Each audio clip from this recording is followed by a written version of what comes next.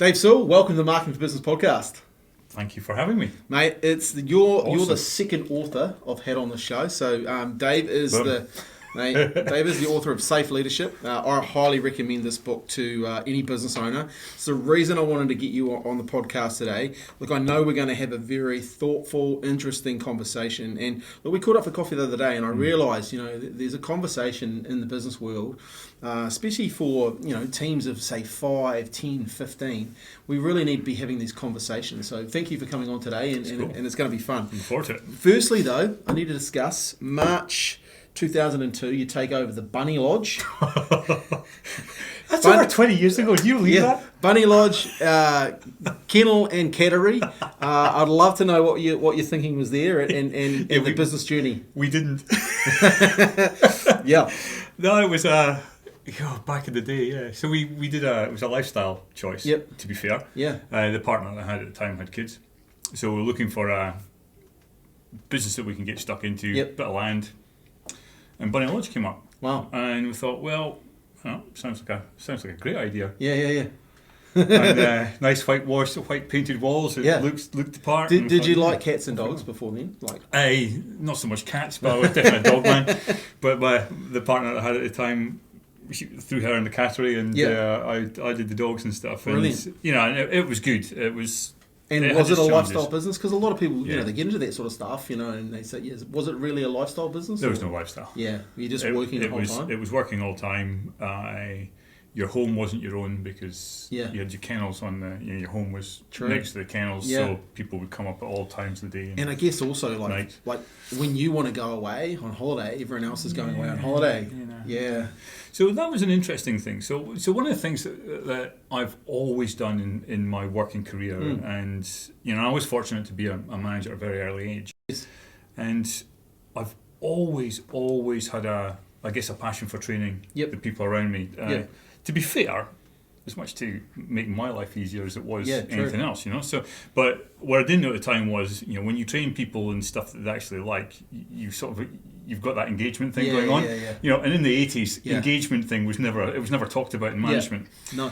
And so actually in Bunny Lodge, I had the opportunity to give a young lassie called Gemma some on-the-job training. It was part of a school. Yep. Try it out, and see if she liked it. And she was wonderful. Yeah. So I took her on. Yeah. And she was our first full-time employee. And within 2 years, she was running the show. Almost running the show. She was brilliant. And so within 2 years, we were actually able to get away. Nice. But up to that point, it was full on. It was full on. But it was good. It was, you train the people, you train your staff, you give them all the experience that they can get and let them thrive. And it pays dividends. I know you've told me some pretty cool stories. I was lucky enough to be on one of your first Safe Leadership courses, and you shared some great stories. And I guess we should talk about the accent first, maybe, and then what accent? And then this is my best Kiwi accent. What are you talking about? So Scotland, Scotland. and Scotland the Brave. Is that I can't remember when you came to New Zealand. Like, when did you? Yeah, I came in '99, October the 1st, 1999. Yep. Came in to see the sun. Be one of the first in the world to see the sunrise in the millennia. Oh, wow. Yeah, and of course it was cloudy, so we never saw the sunrise. Well, we were up at 5 o'clock in the morning at Woodhead camping ground, but never saw it. Yeah, so 99 came across. And I remember you telling me early on you had some like, people are either warnings in your life or beacons of hope, and you had a couple of managers that I think were really interesting. Was that what lit your passion for becoming involved in management and training and that sort of stuff? You were working in, was it a sports store? Yeah, it was. So it was the equivalent of Rebel Sports in New Zealand. It was a company called Olympus Sports, which then ultimately changed to JGB Sports. Okay. There was a guy called Andy Croney, and he was he was the manager that hired me when I was 17. Yep. And he says, Dave, look, if you want to get on in the world, you find your niche, and you dive deep. Nice. And you own that niche, and people will start to recognise you. And at the time, I thought, okay, fair enough. And I quite like when you're in sports retail and you're driving the hell. Yeah. You're into footwear technology and stuff. But Willie Bruce, the guy who hired before me, he was all over that. Yeah.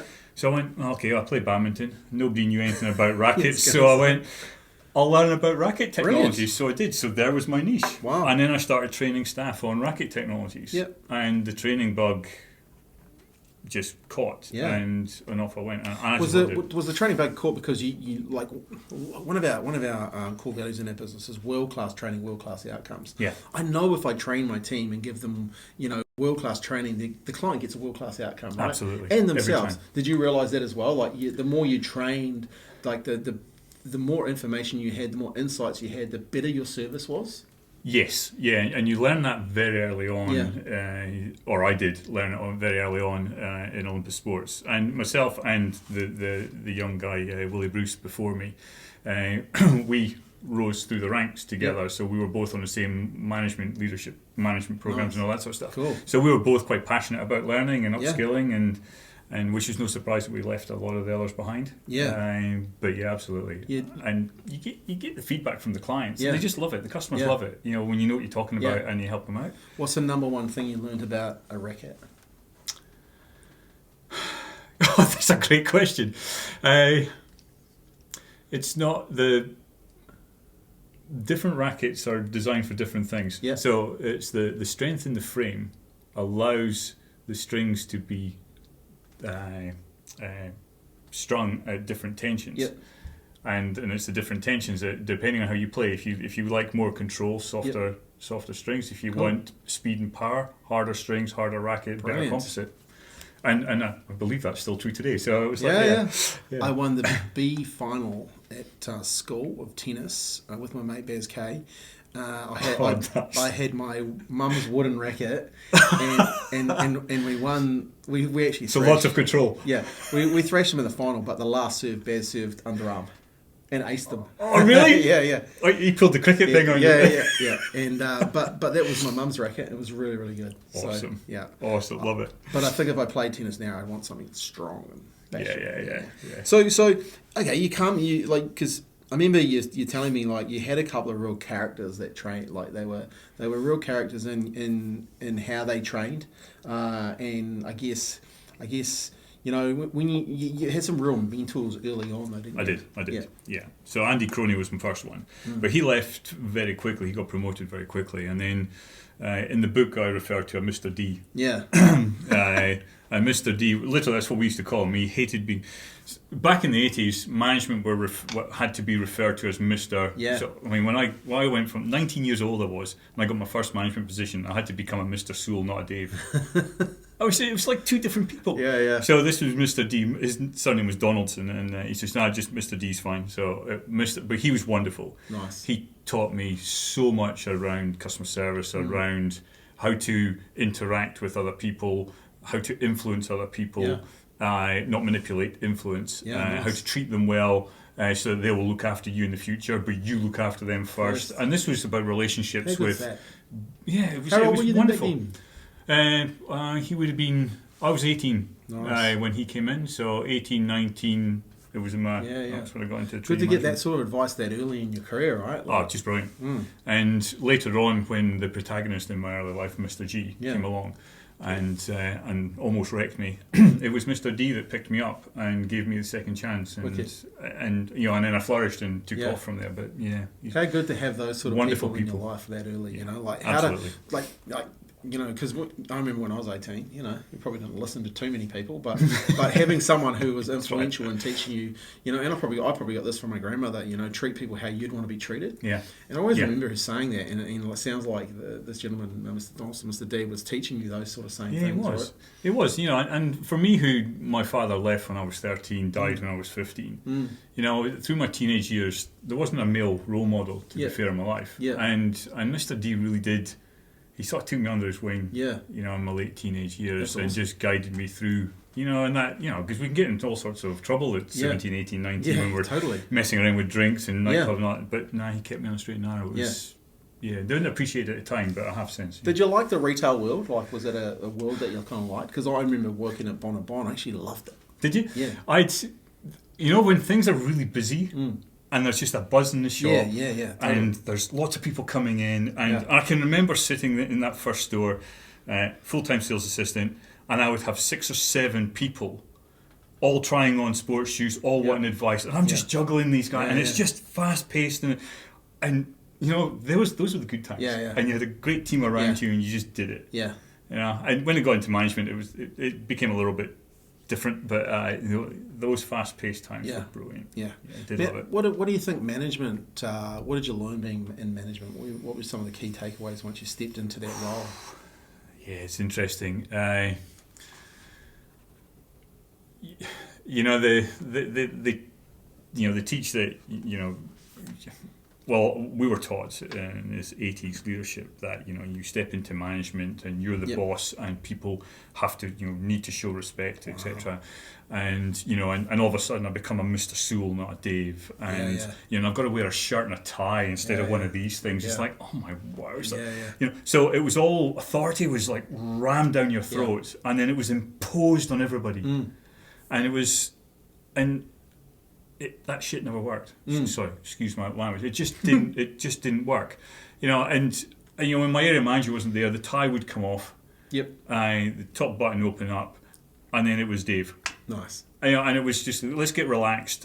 Let's help each other. Did you get more buy-in from your team? Hell yeah. Yeah. And I had been in sports retail. I had a young team. Yeah. You know, in my first branch that I had, I was 20. My supervisor was 24, and everybody else was 19, 18, 16. So just getting them to turn up was a feat in itself back in the day? Actually, they weren't too bad, actually. I think they were all grateful for the opportunity. This store was on the outskirts of a fairly rough area. But that ramming that authoritative, it never worked on the young kids.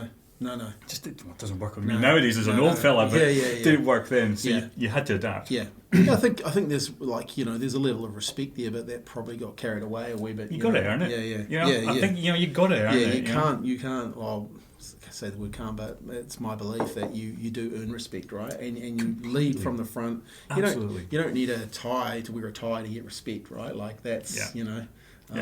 Or because I wear a tie, you should respect me. That's right. Or think that other people, because you wear a tie, other people will automatically. It's kind of It's old. It's old. It never really worked. So from there, when you I know you got into sales for a bit. When you came here, like you started working. I was determined. I think I burnt out in retail back in the UK. I'd gone through the ranks. I'd left as a training manager in and around Scotland, having gone through superstores and stuff, and I was just tired. So I came here and I vowed, that's it. I'm not doing retail. First job I got, selling cell phones in a retail store. Once a retailer, always a retailer. But then managed to come out of that and went into cell phones would have been B2C. Pretty new back in those days. Yeah, it was interesting. The only thing I knew about cell phones had a SIM card in it, and you could do some texting. And of course, in this country, that was Vodafone. But I got a job with Telecom. Our Telecom franchise. They didn't have SIM cards. Their phones weren't capable of texting. I'm going, God, I've come back in time. What is this? What was it? Team Talk back in the day? It was Telecom Business Directions was the franchise. Yeah. And then I moved to Team Talk, which was 2 years after that. But so that was interesting. But it was a job. You know, and it was in the door. And So when did you start developing your leadership kind of experience? Or where were you?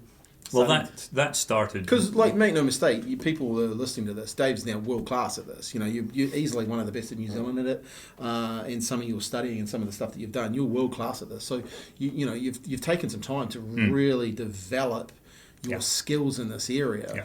So definitely. when did what happened that you decided to go down that path? Do that line. I had to fire a client. And as a Scotsman who likes his money, that was painful. Because you were, at the time, kind of business coaching? That's right.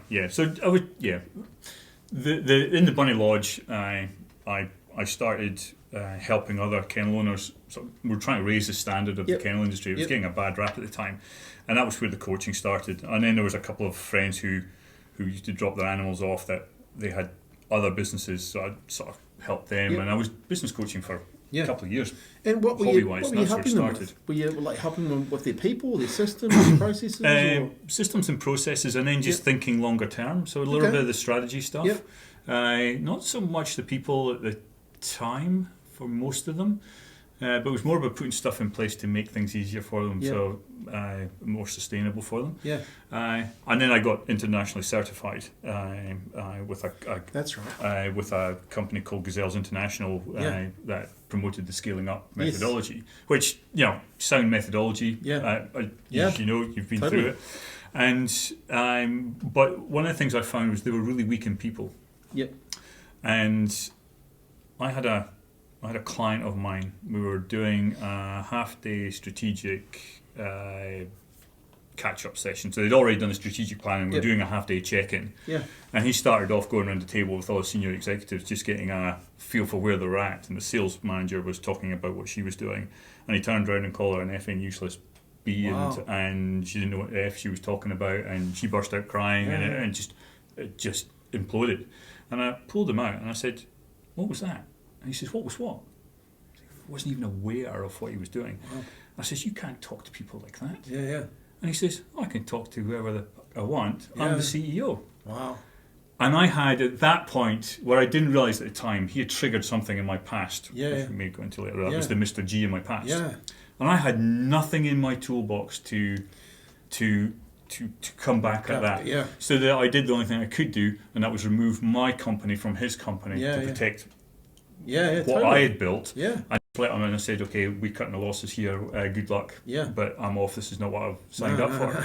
Now I've got a whole heap of stuff that that guy was hurting. Yeah. And I just did not know that at the time. Yeah. That's so interesting. that was the day that, and I asked myself, why do people act like that and think they can get away with that when clearly the impact on others around them is significant and bad? Yeah. And like, that's what started the journey. To drive performance, you can't have that. No, I mean, if you've got one of your team members being a blubbering mess, how are they going to be? How can they focus on anything? Well, they're not going to turn up daily for you and want to be, striving. 3 months later, he lost 6 out of the 7 senior executives in this team. Yeah, they all left. Yeah, because they probably just had enough, right? Yeah, they did. They were like, right, this is not. Like life's short, right? So working for someone who is, not playing the game and not creating a culture, why would you bother, right? Like, so it was interesting though. He was obviously wanting to get coaching, like scaling up, and obviously the one-page plan, and it's a really good system.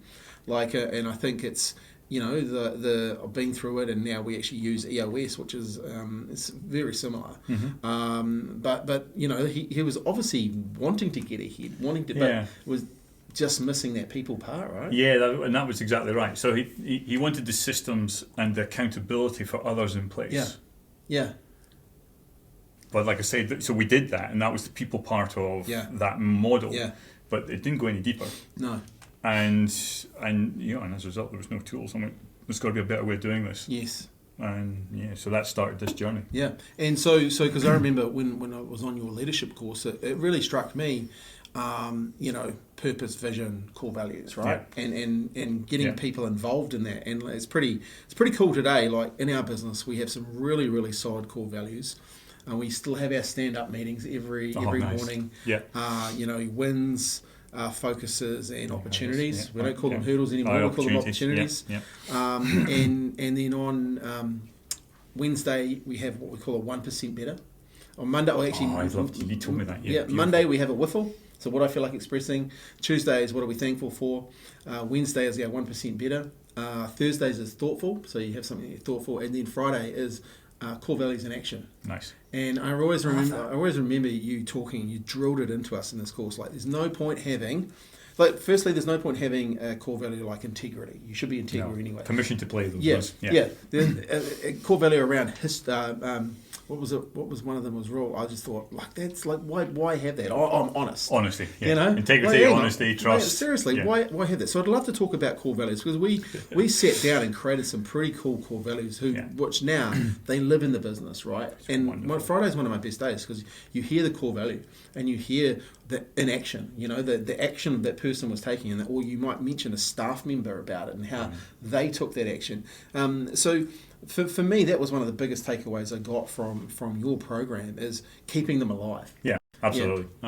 Yeah. So, like, your training with that, was that part of scaling up, or was that part of something you were developing here? Because no, so that initially came from scaling up, but again, that how do you bring them alive it wasn't defined. There was something clicked with me just working with clients around that. And actually, it was one of the clients. They had an epiphany, and then they turned around and said to me, "Oh, of course, because every day's a school day." And what they were doing is they were reciting one of my values, and I was like, "Boom!" I was living it, and obviously it was in my vocabulary because I was. It's the coolest when other people start clicking it on it. Yeah. It's like, and that's through repetition, right? And that was an epiphany for me to go, actually, this is how they come alive. They've got to be talked about. It's got to be in your day-to-day communication. So let's go into some insights for the people that are listening, because most of my listeners here are business owners, and let's talk to them a wee bit about core values. What are some of the things, if you look at core values, what are some of the things that people really need to touch on when they're looking at core values? Yeah, look, the core values are there. The challenge is to articulate them. Yeah. They're called core values for a reason, because the core values are those 1, 2, or 3 key behaviours that represent your organisation. Yeah. That everybody in here, or most people within the organisation, inherently do. Yeah. And if we can define what that is, it's like defining the almost like the personality of the business. Yeah. Almost, to a degree. A good example for us is one of ours is results, not reasons, right? And what I love about results, not reasons, is with whether things go good or bad, like the business owner, to some degree, not really interested in the reasons, right? They want to look at the results, right? Yeah. And I always remember one of our young fellas writing an email to this high profile businessman in New Zealand. If I mention his name, everyone would go, "Oh, okay." And he showed me the email before he sent it, and I said, "Mate, is that results, not reasons?" And he looked at it and he thought, he doesn't want to know any of this, does he? No, he actually doesn't want to see. He doesn't want to read that much in an email anyway. Yeah. And he doesn't want to hear. He just wants to hear the results. Yeah. And it was a blinding flash of the obvious for me, but also him, how powerful, once again, core values can be. But it's a good is challenging his thinking around his own email based on that core value. Core value. Just resetting the behaviour. Resetting the expectation. Yeah. Yeah. So I guess I'm a massive believer in core values, and look, they're not easy to get down. Like they're not. Like it's easy to say we're honest and have integrity, but to really go into what you believe in, I think is really important too. And also talking to your team about it, I think is a really cool thing as well. Yeah. Well, they've got to be aligned, haven't they? I mean, when you're hiring a new member, if they don't get your values, why would you bring them on board? Yeah. Because they're not going to be a right fit. They're going to be constantly fighting against it. Right? Yeah. It's not good for them. It's not good for you. It's real easy for us to when we hire because of world-class training, world-class outcomes. Cool. Tell me about the last few trainings you've been on. What was the last book you read? Book you read. Yeah. and when people are like, well, it's like if you're not going to educate yourself, like we've had recently. I was talking to some people about this the other day. My father-in-law actually. I said, "Look," he goes, "How's your week been?" I said, "Oh, a couple of staff have been up at 3 a.m. doing training." He's like, "What do you mean?" I said, "Well, world-class training, world-class outcomes. They're doing their own training at 3 a.m. in the morning." And he was like blown away, and I was like, that's the power of core values, absolutely. Because you give them the opportunity, they want to take it, they want to better themselves, which at the end of the day betters everyone. So absolutely. So I guess if you're a business owner, what would be a place to start? Where would you start them off? Have you got a resource they could go to, or have you got probably got in the book, but have you got some maybe 1 or 2 things they should start doing? Take note of your phrases, what's the word I'm looking for? Not mannerisms, but you'll like in my conversation, I'll often when I learn something and it always comes out. Oh well, every day's a school day. Always learning. Yeah. Those things. So we've all got those go-to phrases. Nice. They indicate because they're connected to deep inside you. Yeah. That's the core. So start if you're not really sure about your core values, if you haven't defined them yet, or you've defined them and you're challenging them, start listening to what those key phrases are that the owner, the leadership are saying, but also some of the key your key staff They're members saying that seem to just get stuff. Yeah. What are they saying? Yeah. Because there'll be some pearls of wisdom in those that you can flesh out. I also find if you focus them on other things as well, like not yourself, you know, like you focus them on maybe the end client or the client or something like that as well. Like that does help as well. Yeah, it does actually. And actually, just thinking about getting the feedback from the client, you know, why do they love you? Yeah. Why do they keep coming back? Yeah. You know, what's in it there? Because they will be connecting with something within you, your staff, your organisation. Yeah. What is that thing they're connecting to? Yeah. And a great question to ask when they say something like that. So, what does that mean? Like, oh, okay, well, and what does that mean to you? You know, because the first answers could be like, it could be, oh, you're really honest. Well, what does that actually mean? You know, like, what does that mean? Oh, well, you get back to us all the time. You're always blah, blah, blah. And it could be, hey, on timely communication is one of your core values, right? Could be. And that might stand you out from your competition because everybody else isn't. Yeah. And then, you know, be proud of that. So, yeah, I think it's a great way to bring a team together, right? And I think that's the cool thing. So, okay, we're core values. I really like that. Definitely, you know, safe leadership. Get the book. It's a great read. But let's talk a little bit now because, you know, when we caught up the other day, we were talking about some of the stresses that are happening right now. And look, you know, you don't have to. You know, right now there's some tension around, right? We've had some pretty.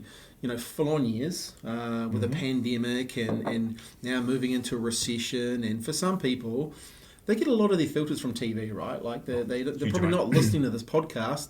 And the people that are, I want to give them some real value around how to handle the stress and how to notice when stress is happening, one, to themselves, but also to their team. Yeah, because absolutely. I think that's a real key point because people are stressed, you know, and you know, look, finances, as we talked the other day, finances always cause a bit of stress, right?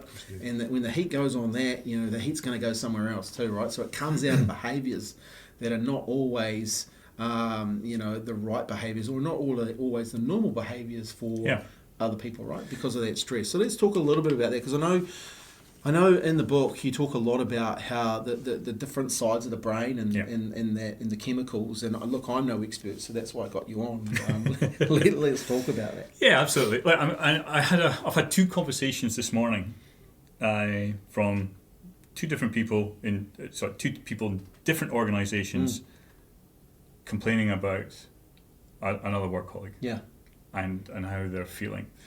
And the reality is that when we're happy, we can pretty much deal with anything. Yeah. When you're in a good space, you're in that, you know, you're fairly happy. You've just had a laugh and a joke with colleagues outside. You know, you're feeling full of energy. You know, and then somebody phones up and delivers you a curveball. Yeah. And you sort of you can take it on the chin and go, oh, Jesus, right, okay, well I need to deal with that. Right, how do I do that? And off you go. And you might pull some other people in. You're discussing it, and then and you put something like because you're in a good state to start. Because you're in a good state, right? And that's great, and humans work really well when that place happens. But it just takes one member in a team whose stress levels go above their threshold to cope. And I have to say that because stress is good and stress impacts people in different ways. You know, some people like to don't do anything until they're like, 12 hours from a timeline, a deadline that they've got to reach, and then that stress mounts, and then boom, they're into it and they deliver. Right? Others, not so much. So the stress is it's about the threshold, your capacity to deal with adversity, if you like, at any given time. But when that threshold is broken, when the stress is beyond that, we're not civil. Just like in the course, the brain stress response system, it has only one. So whether the eyes are seeing a grizzly bear with its mouth wide open just about to eat you, or whether you're staring at a to-do list on your notepad that you can't get on top of, the brain's using the same stress response system. So as a result, our ancestors got angry when they saw a bear just about to eat them. They either fought it off or they ran like hell, so the slowest one in the tribe got eaten, and that's why we've got, we're here today. Right? So there's a natural tendency when the stress levels are up that we get tense, and whether that tension comes out in tight shoulders, headaches, our voice changes, and we sound more like a machine gun. We get short, sharp statements, and all of that triggers the people around us. We can't help it. No. So it just takes one person to get into that place, and of course every other human being around them is hardwired to notice that. Yep. Because the brain says, oh, that person's stressed. Yeah. Their life's in danger. Yeah. Is there something I need to know about that? Am I in danger just because I'm in the same room? Yeah. And this is the problem. The brain hasn't evolved beyond our hunter-gatherer days, true. and it's just not coping with our society in the fast pace. So that's why this stuff can be contagious. Yes. And this is what I'm seeing more and more. Interestingly, I was saying to you before, the amount of leadership programs that I'm running at the moment has significantly dropped.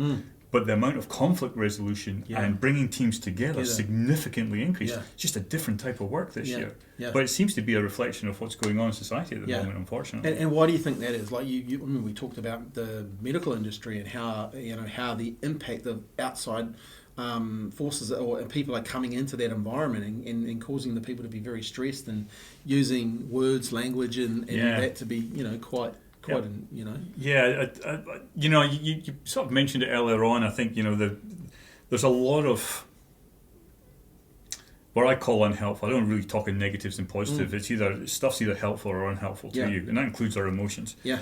And there's a lot of unhelpful stuff out in the market. The media's always. You look at the 6 o'clock news, and it's just doom and doom and doom and doom. Yeah. And unless you get to like on Channel 1, they've got the good sorts at like 5 minutes to 7, which is a nice story. It's like a token. You've got 55 minutes of doom and gloom, depending on whether your sports team's won or lost or not in that sporting segment, and 5 minutes of and so that sets the tone. Yeah.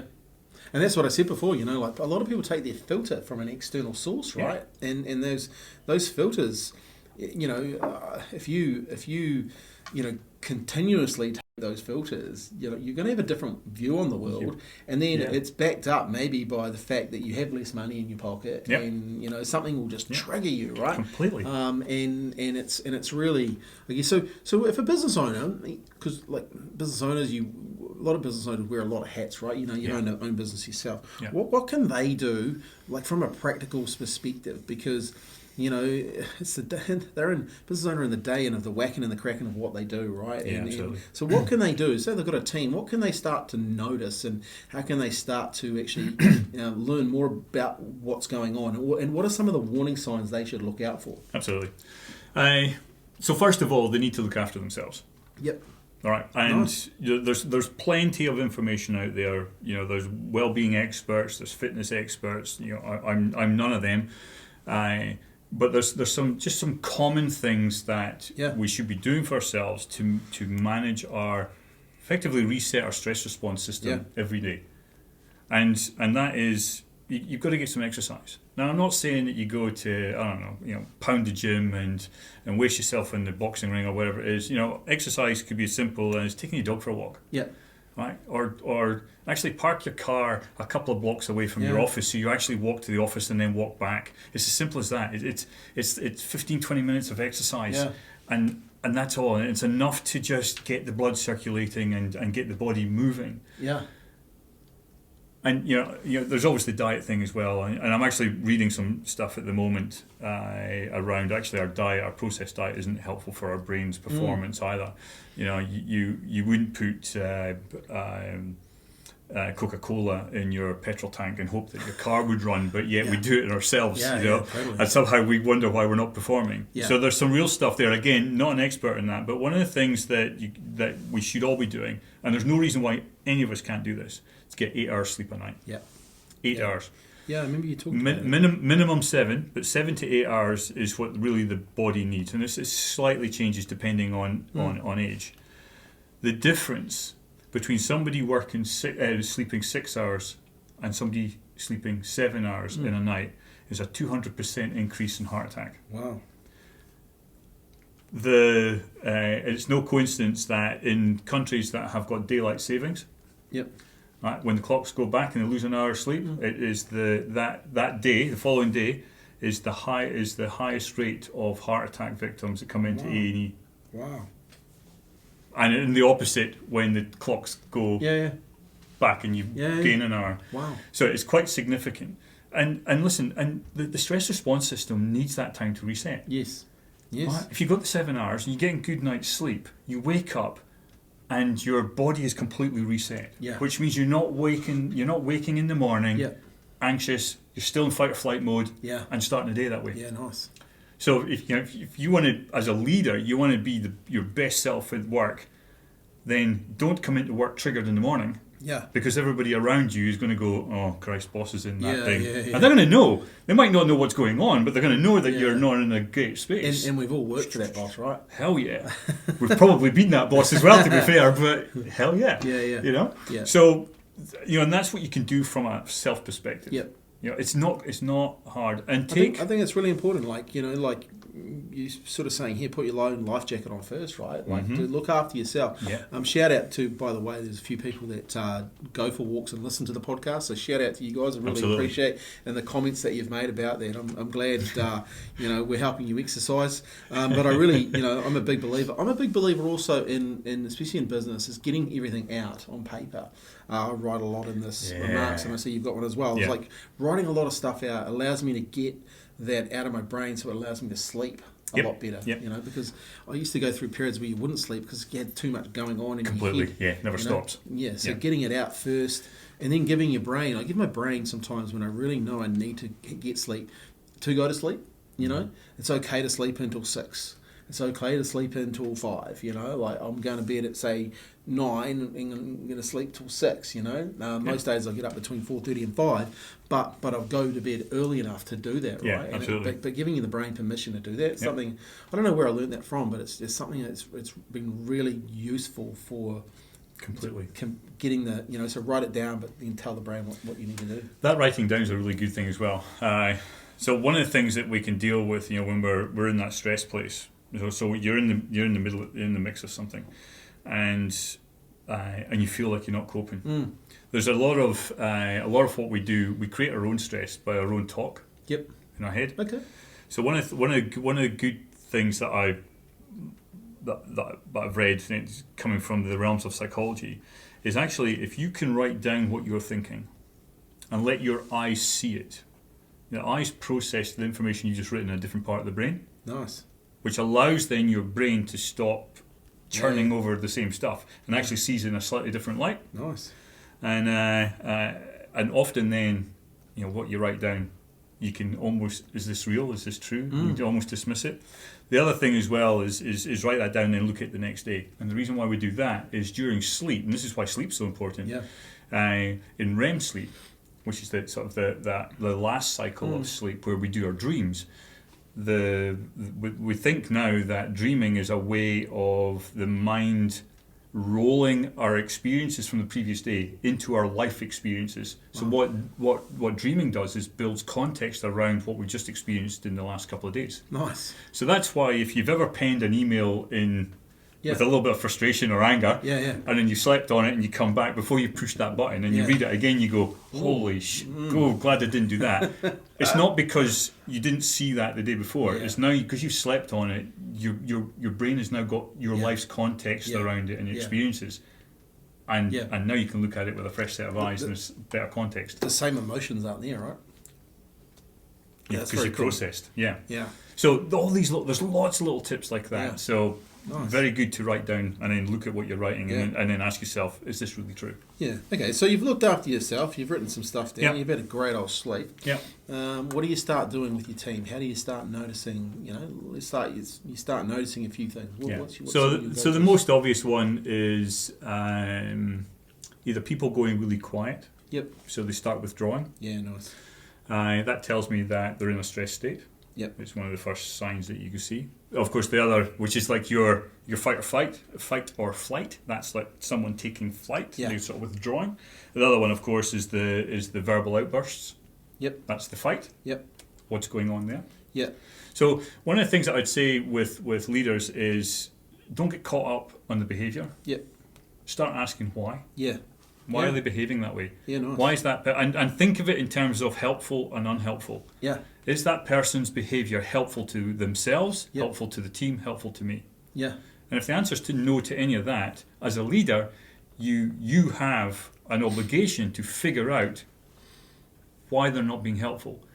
Because when someone is unhelpful towards the team, nobody lies in, and you'll have heard this in the leadership program, nobody lies in bed in the morning and says, right, got to go to work today. Now, that's Scott. He's had a smile on his face for way too long. I think I'm going to wipe that smile off his face today. I think I'm going to make his life a misery. No. Nobody does that. Why? No. Yeah. Because they need to go to work and protect their status in the work tribe. Yeah, true. If they consciously compromise their status in the work tribe, what they're saying is they're threatening their own survival. Yeah. The vast majority of us human beings will not do that. No. So that means if someone is behaving unhelpfully, it's because it's an outcome of a stressor that's going on, or stressors that's going on around them that's causing them that. Yeah. It usually comes from a defensive place. Yeah. And you could be seeing this quite a lot now. You'll be seeing an awful lot of that. I'm seeing it. Well, my work, like I said to you before, my work's shifted into this conflict management, conflict resolution, because there's so much of it now. One thing I've learned over the years really well, and I've learned it from different people, but it was reinforced the other night when I went to a coach's evening, and Stephen Fleming was talking. Obviously, great New Zealand cricketer, and a really good cricket coach now, and he talked about how they've evolved from having team meetings to having more one-on-one meetings. And he said the power in the one-on-one, and I'd noticed this a few years ago, so I started having coffee meetings with my team individually, and having those one-on-one conversations. And I think, and it was really interesting to hear him talk about that and why they did it. No, it was the same reason, because you want to know the people. Yeah, you've got to get to know your people, yeah. right? And the only way to get to know your people is to not talk about work. Yeah. And to just sit down and have a coffee and just chew what's going on in their life and really show an interest, I guess. And you start to learn and find things out about what's really going on, right? And that was a big thing for me, is like, because you do see someone, they're a bit quiet, wonder, so okay, let's go and ask, let's find out, But you know why we don't ask? Oh, we're afraid of having those, those awkward conversations, and we don't probably want to know the truth, maybe sometimes. Or they might say something and we don't know how to deal with it. Yeah, it's our own fear. It's our own fear. Yeah. So it's that stress response system taking over, and what the brain does, because it's got this bias to threat, it says, well, they're clearly in a bad way. Yeah. Maybe we should ask them how they are. But what if they say this? What if they say that? What if they say this? Oh hell, that, and then the brain's going, don't have the capacity to do that. No, shut down. I guess I learned through the earthquakes and everything, and to just have those conversations. I don't know why, but I'm prepared to have those conversations, because that's a good thing. It should be robust, right? And I think that's, as a business owner, you kind of a duty of care as well with your people to have those. It's not easy as males, I would say. It's probably we're probably supposed to, society says we're the society, and so when but once you understand it, that's all rubbish anyway. But you just get in there and have those conversations, and it definitely makes people at ease, and you actually have some really good conversations. You learn a lot too. Are we talking about earning that respect? Yes. Earlier on? Yeah. That's the way you do it. Yeah. Taking the time as a leader, taking the time to actually figure out what makes your people tick. Yeah. Where they come from, why they react in certain scenarios the way they do. It always comes from the past. So understanding their past is a key to helping them in the future. It's just... Yeah, it's and look, and right now, obviously, people are going through stuff. So, what are some of the tools that people could, as a business owner, you could use? Obviously, you sit down and have a conversation, but what else could you? Yeah, well, one of the things I want to challenge business owners with. Now I've got this opportunity. Yeah, thanks, totally. Scott. Is there's little point. I talk about in some of my keynotes that I do. Yeah. There's one that's entitled Fruit Bowls and Fire Extinguishers. Yep. And that the content of that is basically, the message is, there's no point in you putting fruit in your staff room, throwing on some Pilates classes at lunchtime to enhance the well-being of your staff. Yeah. If they go back to their desks and you're taking a blowtorch to them and setting them on fire because the work demands are so great. Yeah. If leaders could do anything for their teams, is to really be honest with themselves and go, actually, am I flogging these guys to an early grave? Yeah. Yeah. And quite frankly, if the answer is yes, again, you have got a responsibility to change that. Yeah. Human decisions have created this situation. Yeah. Human decisions can change the situation. Yeah. And it's not to say that, if I do less work, I'll get less money. Yeah, no. I mean, there's companies now doing 4-day working weeks and actually making a third more. Yeah. So let's not kid ourselves. Yeah. You know, burning us out is making us less productive, putting the stress levels so high, causing us to sleep less, put more weight on, be unhealthy, take more sick days. Yeah. Actually, maybe we need to look at how our companies run and then say, actually, are we the cause of this? Or some of this, not all of it. I think also like understanding, you know, like how modern business is evolving. Yeah, sure, if you deal with the public, you have to maybe be open between such and such and such and such. But really, like there are opportunities now to have your staff working at different times and all that sort of stuff. I think, you know, and understanding, like, because some of my team would rather work early morning, some would rather work late at night. You like some else. And it's interesting, like you push someone into that situation where, but if you just take a step back, you know, like you get more out of them, better out of them as well. Completely. Like, it's that's a good one. Like, and that's the thing with when we're talking about that, so being that more flexible. One of the things that in the research, and this is in the book, talks about when we're measuring up ways of driving engagement but minimizing burnout, and autonomy comes up. Now, autonomy comes up as a tool for engagement, but what the researchers actually found out was that autonomy doesn't increase levels of engagement. What autonomy does is decreases the impact of burnout, of things that do burnout. So factors that drive burnout are things like excessive work demands, emotional demands, mental demands, lack of job clarity and job security are some of those factors. Yeah. But if someone has got autonomy to actually make their own decisions within their role, and this is not your get out of jail free cards, by the way, leaders, but it makes it easier for them to cope when they've got so much work coming at them, so much admin demands coming at them, or mentally they're being taxed so much. With a bit of autonomy, they get to pick and choose how they tackle their days, and that can make the difference between just completely frying and actually surviving and getting through. And especially if that's a seasonal thing, that's fine. It's it might all be you need. But that it's not there to replace a culture of burnout by any stretch of imagination. But also like autonomy, I think it shows trust. As well. Like there's nothing worse. Like I'm a strong believer in you hire slow, get the right person, the right people, and then give them the skills and the training, but get out of their way. Don't come in and try and micromanage. And I think you taught some really cool things inside the course around if you give someone a task, don't be coming in 2 weeks later and going, where's that task and how come it hasn't been done, and then taking it back off them. And I'll put my hands up there because I was guilty at the time of doing that, and it was like, wow, I was like, oh, okay, cool. And that for me was a really, really, it was like, oh, that's why, and look, we have in our business now, you can work from home 10 days a month, right? Pretty much no one uses it. Because everyone loves coming in, but they can, right? They have that like flexibility.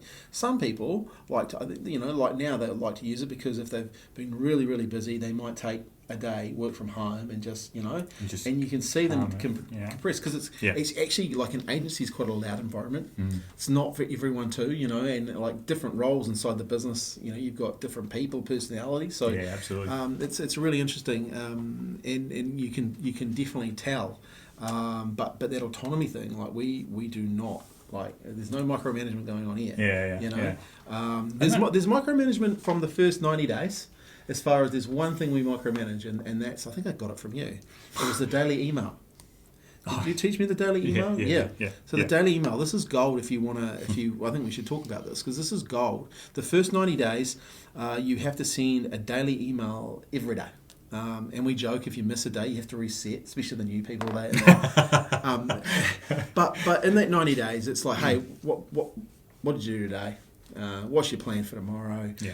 Is there anything you need help with? But the key one for me is have you noticed anything in this business so far that we can improve? And we really empower. We empower those fresh eyes. And it's crazy some of the stuff you learn too. Is like, one of the girls was her second day, and she said, this computer's really, really slow and daily. Like, it could be improved, get new computers. And it wasn't until we went to the computer and realised the guy before had dumped all the audio and video on this one Mac, and it was going really? Yeah, it was just grinding. It was no just memory grinding left. away. And we just removed all that to another hard drive, and boom, the computer was. But people, if they didn't know that, they'd just be working in their daily every day, and wouldn't bring it up. And if they didn't have the opportunity to, no platform to say that, So, but you made a point, fresh eyes, and I think that was the coolest thing. Is you get fresh eyes in those 90 days. And look, you've got to. It's a great way of, and that's not micromanaging. What that is the daily check-in, really, because you've got a new member coming on board. Yeah. So when you think about it, we're not designed to be thrown into a new tribe and expected to get on. Yeah. Why? Because we've got to develop trust. How do we develop trust? Well, we've got to learn to know each other. We've got to learn their backstories. And the easiest way to develop trust is helpful acts. Yeah. Lots of helpful acts. So they've got to help the team members, and the team members have got to help the new person. But that takes time, and it's got to be reciprocal. So there's lots of stuff that happens in those early days where that check-in is so important. Yeah. Because we want to be setting them up for success, don't we? Totally. And they are trying to find their way in this role. Yes, you've brought in an expert in that role. Yeah. But they've got to learn how that role is done in your organisation. Yeah. So it just makes sense and doesn't leave any ambiguity around, are they going to succeed, are they not? Are they No. And I love the simplicity of it too. Like, I remember when I started using it, and just some of the feedback starts coming. And it's really engaging. And I've talked to a lot of people about it and helped them implement it in their business now, and it's been really cool to hear. Oh man, that was so awesome! Some of the feedback they're getting, So real simple thing that you can do in your business. Another thing that you taught me, and I really wanted to share this because I think it's a good thing for. You talked about training people, right, and how to get the best about training people. And you taught me something which I thought was really, really cool. It was you do it, okay? Oh, yeah. And then you do it with them. Mm-hmm. Then they do it. Yep. And then they do it. They do it with you. Yep. With you. That's right. And then they do it. And then they do it. Yeah. And I always remember, this because I thought, right, this is brilliant. I'm rolling with this, right? Because this is real good stuff to teach. So I remember I did it, then I did it with them, and then I missed out that third bit. You do it with them, Yeah, they do it with they you. Do it with you, and I missed that part out. And I was like, I get back, and I was like, why hasn't that been done properly? And I was like, I realised I'd missed a section of that. So talk me through that because it's really, really powerful. Yeah, like that's. Yeah, because this is the effective mentorship, isn't it? Yeah. So human beings learn through modelling. Yeah. Children watch their parents from the minute they're born, and they pick up all the mannerisms and how to do this, that, and the next thing. It's no different, and that's how as human beings we learn. Yeah. So it's no different in the workplace. Yeah. So as a leader or someone of authority, trying to pass on your knowledge, the first thing you would have to do is show them. Yeah. This is how we do things here. And yes, they will have some experience in this, but this is the digital influence way of doing things here. Yeah. Right? And then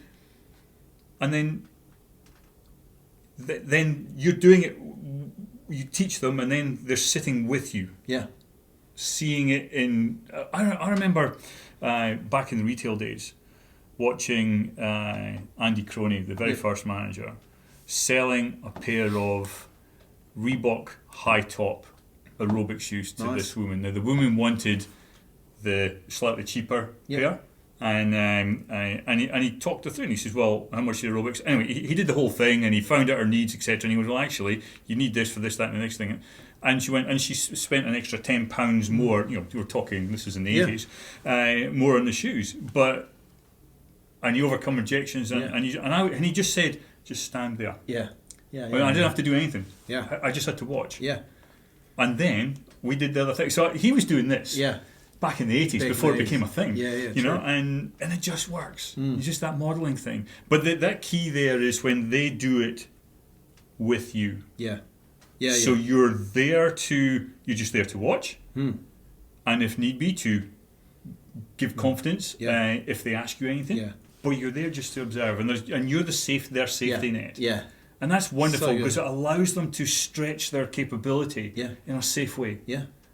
Oh, like it's It's such a good way to train people. And then they're off. Yeah. And then that's when they can do it themselves. Yeah. Yeah. And then your goal there is to get them to run that situation. Yeah, that's right. You know, that is your ultimate, is when they are running that situation. When they're teaching. They're teaching, because they'll learn more in that teaching phase.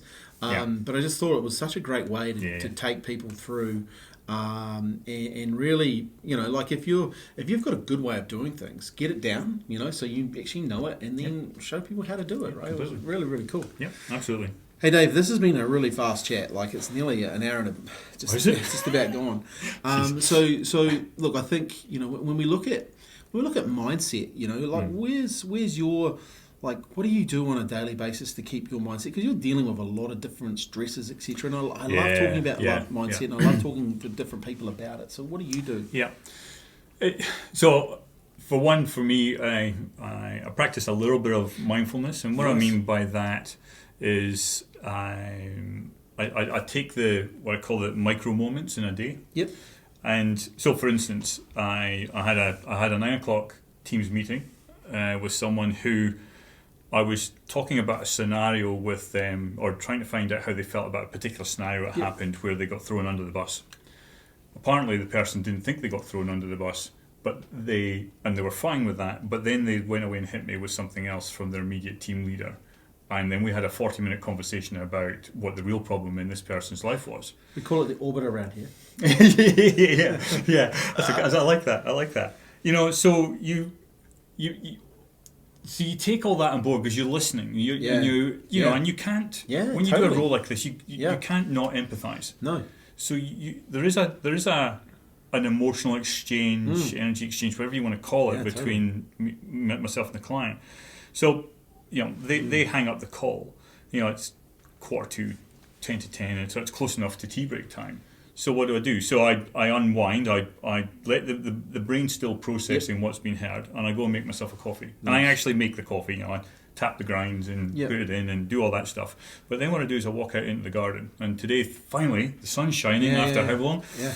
Week. And I just sit there in the garden and have my coffee. And I'm a bird watcher anyway. So then my eyes go to, what's that flying like that? I can hear this, I can do that. You know. But what all of that does is takes the mind away from what I've just experienced. Nice. Which sometimes, like I said, they can be quite emotional conversations. And it allows my stress response system to reset. Yes. And those micro moments in a day, I recommend everybody do them, not just leaders, but everybody do them. And whether that's just, like I say, just getting a bit of fresh air. Yeah. You know, you got your morning tea, 10 minutes, 15 minutes, whatever it is, get outside. Yeah. Especially if you're working on a computer. But if you're working in a factory, get away from the factory floor, get outside. You know, but do something, you know, distract your mind from what it is that you're doing. Yeah. And whether that's making a coffee or reading a book or those micro moments. And that's what I do to keep myself. You know, I know there's other stuff. You know, the fitness side of things. You play squash a couple of times a week and get thrashed on a squash court. You know, for an hour. And I'm not thinking about my wife, my kids, and my work when I'm running around the squash court. You know, and it's release. It's that brain reset. You need that, right? You do need that. Yeah, absolutely. And that's the sort of stuff that I do to keep myself from I guess sliding. You know, from a mindset perspective down, because like I said, dealing with a lot of issues, people's issues, it's quite easy to, you've got to protect yourself from those. You know, as someone who's involved in leadership and safe leadership and in psychology and all that sort of stuff, how do you get on with your kids? Like, are you like the dad that teaches them all the leadership stuff? Like, no, I keep that. No, we don't talk too much about that. I mean, at the moment, I'm. So me and my eldest, he's 13. There's been too much gadget time of late over the holidays and stuff like that. So, and strike days and all that stuff that's going on. So I've said, look, okay, we've put some rules around gadgets. You can't remove them because gadgets are a thing. Right? So we've just got to minimise their impact. So what we said is, you know, weekends, let's put them aside and let's come up with something. So Lachlan and myself we're doing woodwork projects. Nice. And there's no DIY in my DNA, so this is like the blind leading the blind here. But you know, we made a bird table, and Lachlan is really proud. I mean, to be fair, I'm fairly proud of it as well. But it's just those little things, and it's something that we're doing together. That's cool. I don't know if there's much I'll show you, you do it with me, then I'll do it with you. There's not so much of that because we're sort of bumbling along together. But the experience is great. We do the same in our family. Like because devices are there, and I love playing FIFA. Don't get me wrong. Well, I'm an Xbox junkie myself, so But we started doing those Lego challenges. So here, Lego books. So we get the Lego. Okay, we're going to make this. And it's really cool. The three of us as the family, Mum's there, Louie's there, and I'm there, and we're making different. Oh, that's cool. And then we, sometimes if someone's coming around, we get them to judge it and stuff like that. And it's really cool because you start to get that creativity going. And that's right. I remember sitting in America at a conference and listening to a retired FBI hostage negotiator. Oh wow! And he got onto the topic of children. I don't know how he got there. I can't remember how he got there, but he did. And one of the things that I took away from that talk was, he says, children do not remember time. They have no idea about time. You can, as a parent, you can work all hours, God send. Yeah. They just won't remember. No. But what they do remember is what your emotional state is like when you get home. Yeah.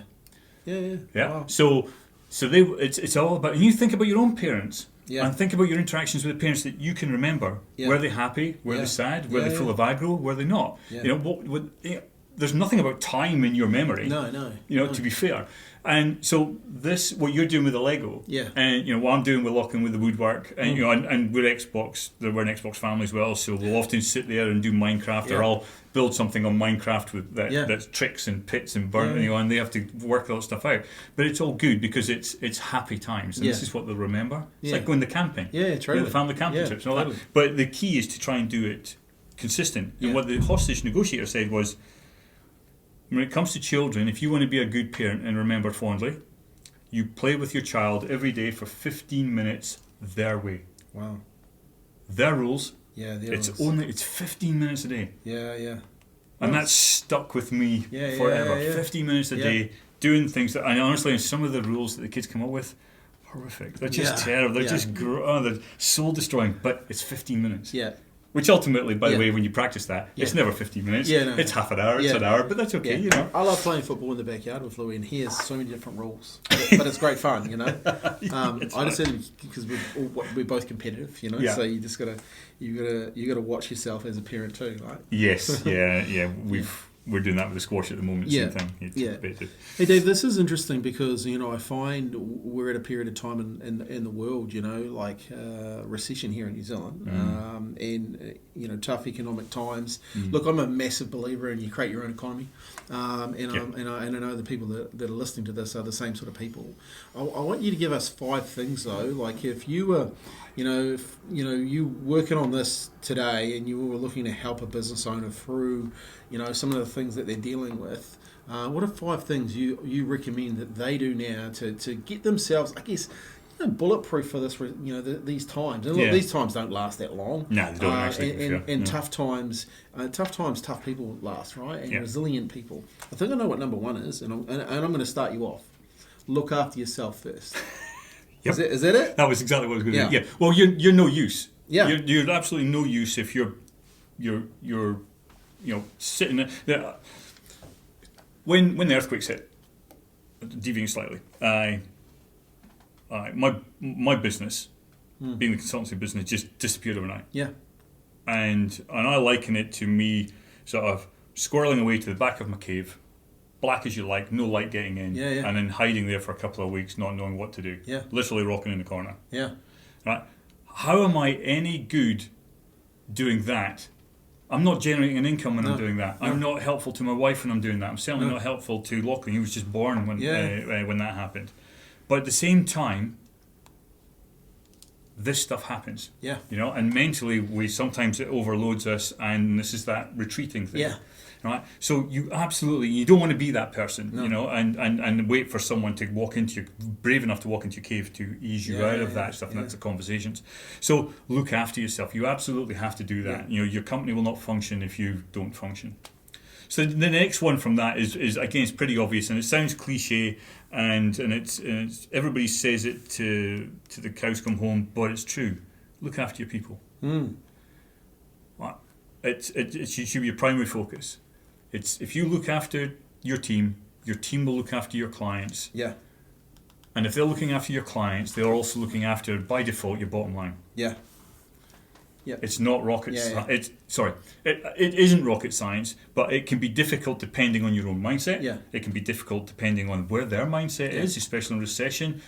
Nothing worse than one of your colleagues coming in and their other half has just lost their job and now their income's halved or a third and now they're under stress. Yeah, totally. But so how do you bring them out of that? Yes.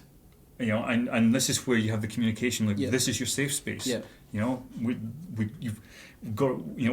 We are going to support your family just whilst your other half is resetting. Yes. So we can't compromise that. So and it's really key because that's they just want someone to actually listen and care, right? Yeah, that's right. And a lot of times no one is listening and caring. So if you can be the voice of some, or the not the voice, but the person with the ears that's just listening and you know what? Hey, I always say this. My grandmother said, a problem shared is a problem halved, right? And that's people right. can Mine just, said the same. if you can be the one that just listens and brings those people in and be that kind of safety net for them, you'll get a lot out of it in the future completely. as well. And that goes on to the third one, which is communication. Yeah. So there's nothing worse that when there's a little bit of doubt in the marketplace.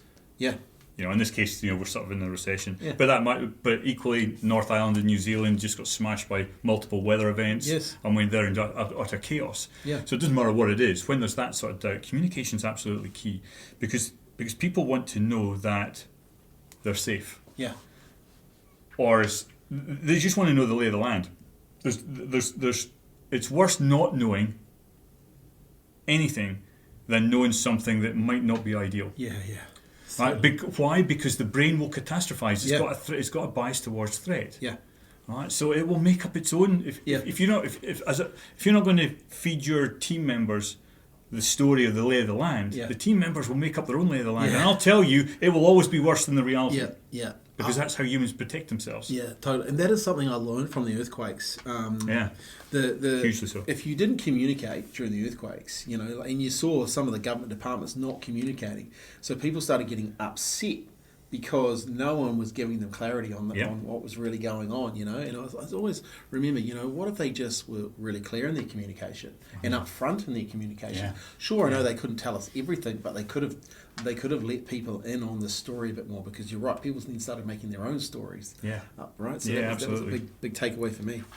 And for me, consistency is, you asked me, in preparation for this, what was some of the biggest insights, in owning a business. And for me, I think consistency is the key.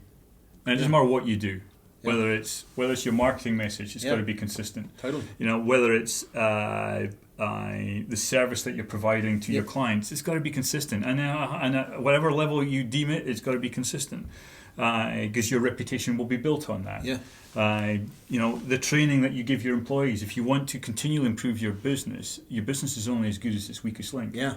Improve the capability of everybody within, and the business's capability improves. Well, I always say marketing fails at the weakest link. Well, I've seen so many true. examples of that throughout, and you need to prepare for that. Yeah. And that's consistency. Again, we just talked about the communication. Yeah.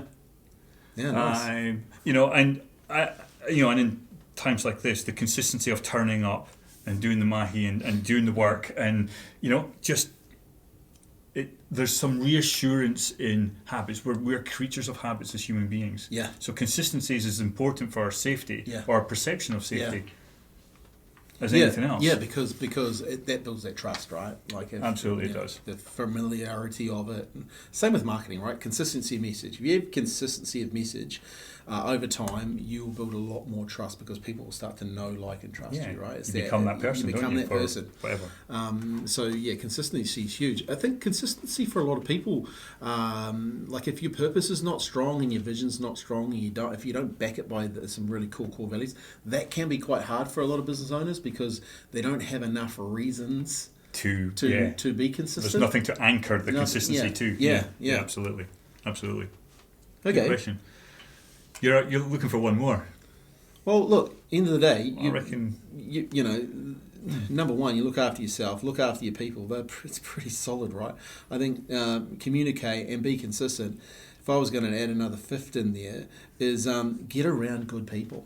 Get around other people. Yeah. And I say this a lot. Yeah, surround yourself. Surround yourself with people that have been through this sort of stuff. Yeah. And I really believe in that. You don't have to get through. And I remember this from the earthquakes.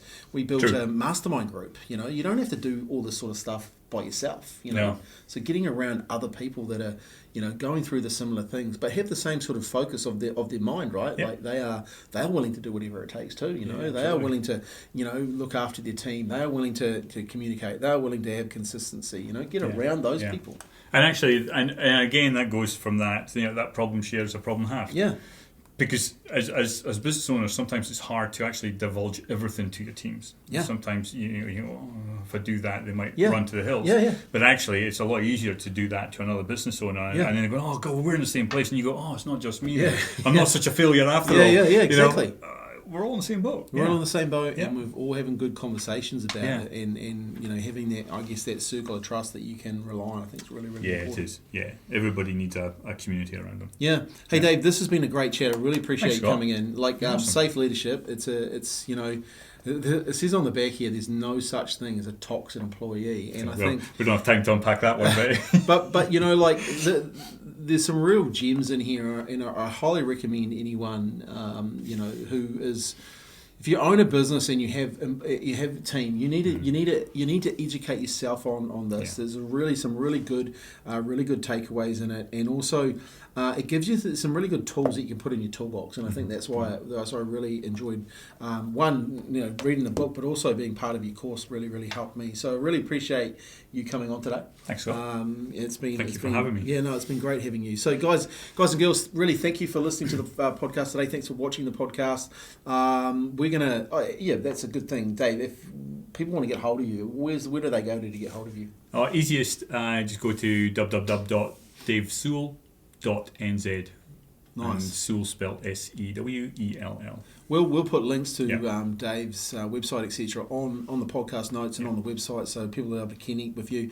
Guys and girls, I really appreciate you being here. Thank you for your time. As always, we love seeing the reviews. We love Richard, your comments the other day, and Austin, your comments the other day, Douglas, etc. It's great that people are putting comments on stuff on LinkedIn and stuff. Really looking forward to bringing out the book soon with the podcast. It's going to be that'll be great fun. By that. I'm looking forward to it. Yeah, it's a work in progress, but really thank you for listening. And until next time, have fun and always take action.